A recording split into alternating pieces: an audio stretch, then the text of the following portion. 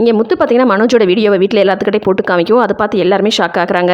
அப்போ ஸ்ருதி கேட்குறாங்க, அது சரி அந்த 4 லட்சம் உங்களுக்கு எப்படி கிடச்சிது அப்படின்னு சொல்லி கேட்குறாங்க. அதை கேட்ட விஜயாவும் மனோஜ் பார்த்தீங்கன்னா பதறி போய் நிற்கிறாங்க. அப்போ முத்து பார்த்தீங்கன்னா மனோஜ் பார்த்து, சொல்லுடா அந்த 4 லட்சம் ஏது, மரியாதை உண்மையை சொல்லு அப்படின்னு சொல்லி மனோஜ் மிரட்டுறாங்க. அதை பார்த்த விஜயா இருந்துட்டு, ஐயோ இந்த முத்து மிரட்டுறதுல அந்த மனோஜ் வேற எல்லாம் உண்மையை சொல்லிடுவானோ அப்படின்னு சொல்லி இங்கே பயந்துட்டு நிற்கிறாங்க. ஆனால் இங்கே முத்து பார்த்தீங்கன்னா விடாமல் மனோஜை, மரியாதை உண்மையை சொல்லுடா, அந்த 4 லட்சம் உனக்கு எப்படி கிடச்சதுன்னு சொல்லி எனக்கும் தெரியாது, உனக்கும் தெரியும், உன் வாயில் நீயே உண்மையை சொல்லிடு அப்படின்னு சொல்லி அடிக்காத குறையா மிரட்டுறாரு. இங்கே மனோஜ் பார்த்தீங்கன்னா, ஐயோ இந்த முத்துக்கு எல்லா விஷயம் தெரிஞ்சிருச்சு போல இருக்கு, அடி வெளுத்து வாங்கிடுவானே அப்படின்னு சொல்லி பயந்துட்டு உண்மையை சொல்ல வராங்க. ஆனால் இங்கே விஜயா பார்த்தீங்கன்னா இந்த மனோஜ் மட்டும் உண்மையை சொல்லிட்டான் அப்படின்னா நம்மளும் மாட்டிக்குவோம் அப்படின்னு சொல்லிட்டு உடனே மனோஜை தரத்தரன்னு இழுத்துட்டு வந்துட்டு மனோஜை போட்டு அடி அடின்னு அடிக்கிறாங்க. சொல்லுடா உண்மையை சொல்லு, அந்த 4 லட்சம் உனக்கு எப்படி கிடச்சது அப்படின்னு சொல்லி கேட்குறாங்க. விஜயா எப்பவும் மனோஜை தலையில் தூக்கி வச்சுட்டு ஆடுவாங்க. அப்படிப்பட்டவங்க இப்போ மனோஜை போட்டு அடிக்கிறத பார்த்து வீட்டில் இருக்கிற எல்லாத்துக்குமே அதிர்ச்சியாக இருக்குது. ஆனால் இங்கே முத்துவும் மீனாக்கு தான் பயங்கர டவுட்டாக இருக்குது. நாம் இவனை போட்டு அடித்தாலே இந்த அம்மா வந்து தடுப்பாங்க, இப்போ இவங்களா எதுக்கு அவனை இழுத்து வச்சு இந்த அடி அடிச்சிட்டு இருக்காங்க, அப்போ கண்டிப்பாக இதில் ஏதோ ஒரு விஷயம் இருக்குது அப்படின்னு சொல்லி முத்து பார்த்துட்டு இருக்காரு. ஆனால் இங்கே விஜயா பார்த்தீங்கன்னா விடாமல் மனோஜ் போட்டு அடி அடின்னு அடிக்கிறாங்க. அப்போ அண்ணாமலை இருந்துட்டு எதுக்கு விஜயா அவனை அடிக்கிற விடு அப்படின்னு சொல்லி தடுக்கிறாங்க. ஆனால் இங்கே விஜயா பார்த்தீங்கன்னா மனோஜ் இழுத்து வச்சு அடித்ததும் இல்லாமல், சொல்லுடா உண்மையை சொல்லு, யார்கிட்ட அந்த பணம் வாங்கினேன் சொல்லுடா சொல்லுன்னு சொல்லி மிரட்டிகிட்டே இருக்காங்க. ஆனால் இங்கே மனோஜுக்கே புரியாமல் தான் இருக்குது, என்னாச்சு இந்த அம்மாக்கு தான் எல்லா விஷயமே தெரியுமில்ல, எதுக்கு இப்படி போட்டு அடிக்கிறாங்க அப்படின்னு சொல்லி முழிச்சிட்டு இருக்காரு.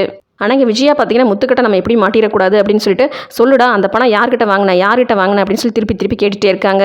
ஆனால் இங்கே விஜயா பார்த்தீங்கன்னா முத்துக்கிட்ட நம்ம மாட்டிடக்கூடாது அப்படின்னு சொல்லிட்டு, சொல்லுடா அந்த பணம் உனக்கு யார் கொடுத்தான்னு சொல்லி திருப்பி திருப்பி சொல்லிட்டு இருக்காங்க. விஜயா அதே வார்த்தையை திரும்ப திரும்ப சொல்ல வந்தால் இங்கே மனோஜுக்கே உரைக்குது. ஆமாம்மா ஆமாம், என் ஃப்ரெண்டு கிட்ட தான் அந்த பணம் வாங்கினேன் அப்படின்னு சொல்லி சொல்கிறாரு. மனோஜோட வாயில் இந்த வார்த்தை வந்ததுமே தான் விஜயாக்கு இங்கே நிம்மதியாக இருக்குது. ஆனால் மனோஜ் இப்படி சொன்னதை கேட்டு இங்கே முத்து பார்த்தீங்கன்னா பயங்கர டென்ஷனாக இருக்காரு. நாம அடிச்சிருந்தா அவன் உண்மையை சொல்லிடுவான்னு தெரிஞ்சுதான் அம்மா வந்து இடையில பூந்து இந்த மாதிரி நாடகம் ஆடுறாங்க. அம்மா இந்த மாதிரி நடந்துக்கிறத பார்த்தாலே கன்ஃபார்மாக தெரியுது, கண்டிப்பாக மனோஜ் அம்மாவும் சேர்ந்து தான் இந்த நகை ஏதோ பண்ணியிருக்காங்க அப்படின்னு சொல்லி இங்கே முத்து சந்தேகப்படுறாரு.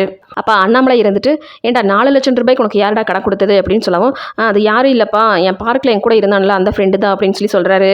அதுக்கப்புறம் இங்கே முத்து பார்த்தீங்கன்னா மீனா கிட்ட புலம்பிட்டு இருக்காரு. என்ன மீனா இது, கஷ்டப்பட்டு நான் ஒரு வீடியோ ஆதாரத்தை கொண்டு வந்தேன், ஆனால் இந்த மனோஜும் அம்மாவும் ரொம்பவே ஈஸியாக எஸ்கேப் ஆயிட்டாங்களே, இப்போ என்ன பண்ணுறது அடுத்தது அப்படின்னு சொல்லி கேட்குறாங்க.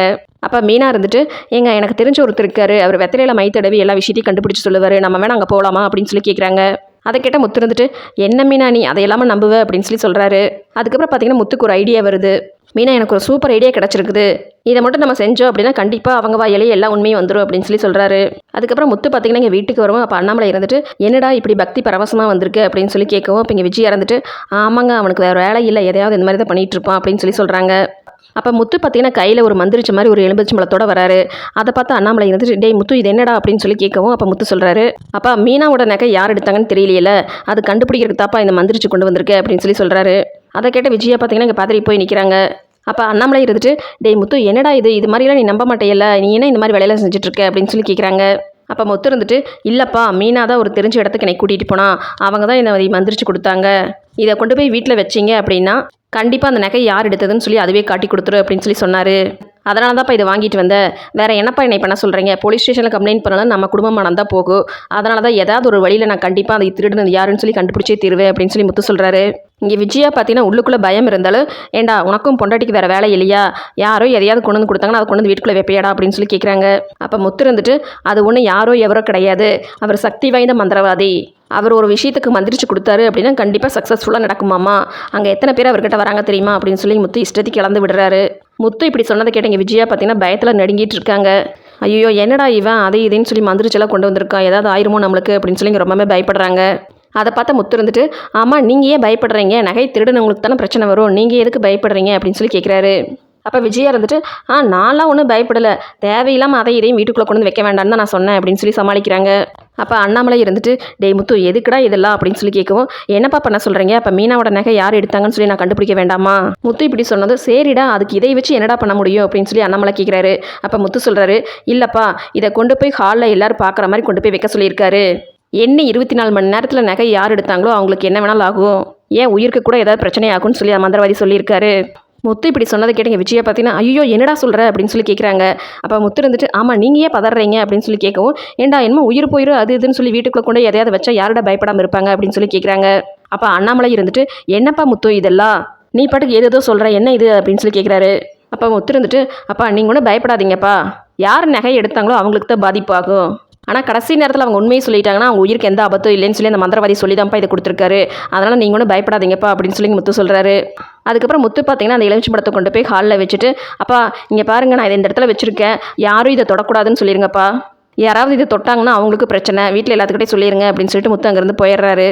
இங்கே விஜயா பார்த்தீங்கன்னா, என்னங்க இவன் என்னென்னமோ வீட்டுக்குள்ளே பண்ணிகிட்டு இருக்கான், நீங்கள் கேட்க மாட்டீங்களா அப்படின்னு சொல்லி கேட்கவும், அப்போ அண்ணாமலை இருந்துட்டு என்ன பண்ண சொல்கிற, அவன் பொண்டாட்டி நகை காணோம், அதை கண்டுபிடிக்கணும்னு சொல்லி அவன் ஏதோ பண்ணிகிட்டு இருக்கான். உன் நகை காணாமல் போச்சுன்னா நீ கண்டுபிடிக்கணும்னு நினைக்க மாட்டியா, அதைத்தான் அவனும் பண்ணிகிட்டு இருக்கான், நான்லாம் அவங்ககிட்ட எதுவும் சொல்ல மாட்டேன் அப்படின்னு சொல்லிட்டு அண்ணாமலை அங்கேருந்து எந்திரிச்சு போயிடுறாரு. அதுக்கப்புறம் உள்ளே வந்த முத்து பார்த்தீங்கன்னா மீனா கிட்ட பேசிகிட்டு இருக்காங்க. அப்போ மீனா இருந்துட்டு, ஏங்க இருந்தாலும் நீங்கள் பண்ணது ரொம்ப ஓவருங்க, நீங்கள் சொன்னதை கேட்டு அத்தை எவ்வளோ பயந்துட்டு போயிட்டாங்க பார்த்தீங்களா அப்படின்னு சொல்லி கேட்கவும், அப்போ முத்து இருந்துட்டு சிரிச்சிட்டே சொல்கிறாரு, ஆமாம் மீனா, உயிருக்கு ஆபத்துன்னு சொன்னமே அம்மா பார்த்தியா எப்படி நடுங்குனாங்க. எனக்கு தெரிஞ்சு இந்த பிளான் சக்ஸஸ் ஆயிரும் தான் நினைக்கிறேன், கண்டிப்பாக அம்மாவே அவங்க வாயால் எல்லாம் உண்மையை சொல்லிடுவாங்கன்னு நினைக்கிறேன் அப்படின்னு சொல்லி முத்து சொல்கிறாரு. அதை கேட்ட மீனா இருந்துட்டு, எனக்கு என்னமோ நம்பிக்கை இல்லைங்க அப்படின்னு சொல்லாமல் அப்போ முத்து சொல்கிறாரு, இல்லை மீனா எனக்கு நம்பிக்கை இருக்குது, கண்டிப்பாக அம்மா அவங்க வாயாலேயே உண்மையை சொல்லுவாங்க பாரு அப்படின்னு சொல்லி சொல்கிறாரு.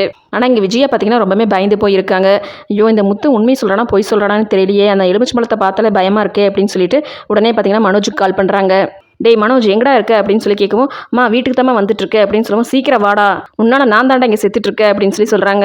அதை கேட்ட மனோஜ் இருந்துட்டு, அம்மா என்னாச்சுமா, முத்துக்கு அந்த விஷயத்தை கண்டுபிடிச்சிட்டானா அப்படின்னு சொல்லி கேட்கவும், ஆமாண்டா ஆல்ரெடி கண்டுபிடிக்கிற மாதிரி தான், நீ வீட்டுக்கு வாடா எல்லாத்தையும் சொல்கிறேன் அப்படின்னு சொல்லி சொல்கிறாங்க. அதுக்கப்புறம் மனோஜ் இங்கே வீட்டுக்கு வரவும் விஜயா பார்த்தீங்கன்னா மனோஜை தனியாக கூட்டிகிட்டு போய் பேசுகிறாங்க. டேய் மனோஜ் உன்னால் நான் இனி என்னால் அனுபவிக்க வேண்டியதாக இருக்கோ தெரியலையே அப்படின்னு சொல்லி புலம்பிட்டு இருக்காங்க. அப்போ மனோஜ் வந்துட்டு, அம்மா என்ன நடந்துச்சுமா, என்ன விஷயம்னு சொல்லுங்க அப்படின்னு சொல்லி கேட்கவும், அப்போ விஜயா சொல்கிறாங்க, இந்த முத்து அவன் பொண்டாட்டி நகை யார் எடுத்தாங்கன்னு சொல்லி கண்டுபிடிக்காம விட மாட்டான்டா.